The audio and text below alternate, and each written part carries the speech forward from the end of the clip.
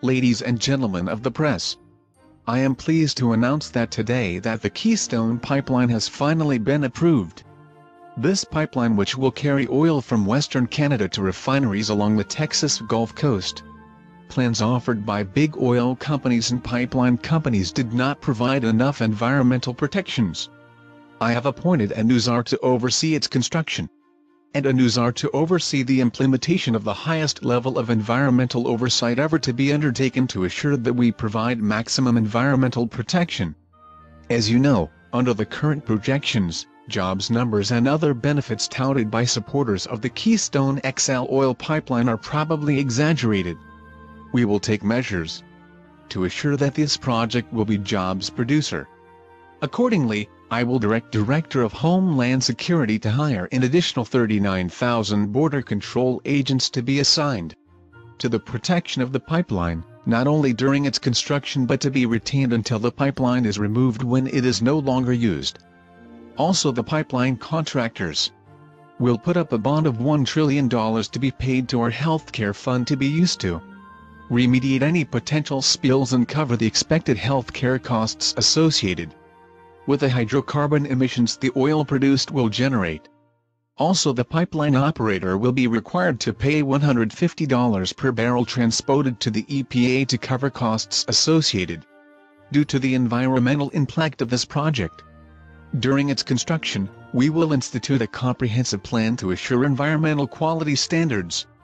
There will be a zero tolerance of any noise disturbances outside the working envelope of the worksite. No equipment shall work other than 9 a.m. to 4 p.m. weekdays and must follow Postal Service's guidelines for efficient hours of operation. No dust disturbances will be allowed, and dust monitors shall be installed along the construction sites during construction. There shall be permanent rest areas established every 1,000 yards along the pipeline, the relief of monitors and construction workers.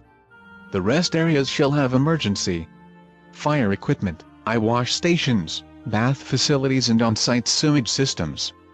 All shall be serviced by my good friends at the Ben & Jerry Corporation. They have agreed to use all soda containers according to Mayor Bloomberg's newly proposed size standards. There will also be facilities in states like Colorado for workers who want to use medical marijuana and other prescription drugs, and gay bars stationed at every other mile marker. No one is more qualified to oversee these gay facilities than Janet Napolitano, who is the third Secretary of the Department of Homeland Security. She will personally manage these gay facilities. She has instituted a new, more strategic course to strengthen security in our gay bars, deploying additional personnel for their protection. Upon completion of the construction, the Department of Agriculture will oversee the planting of trees along the right-of-way. I have directed that green giants be placed there to block the site from public view and mitigate the carbon emissions that will be increased as a result of the oil that is transmitted. The green giants are to be planted in 3 stag rows on both sides of the right-of-way. They shall be 5 feet apart in rows. The trees, when planted, shall be a minimum of 12 feet tall on planting. The tree farm, Highland Hill Farm, will supply the trees.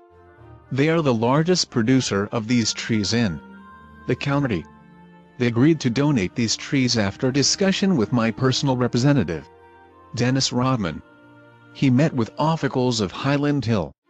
He explained that the donation of trees would mean we would not seize their lands for public housing projects by our wealth redistribution program that is tailored after my mentor, Robert Mugabe's land redistribution program in Africa.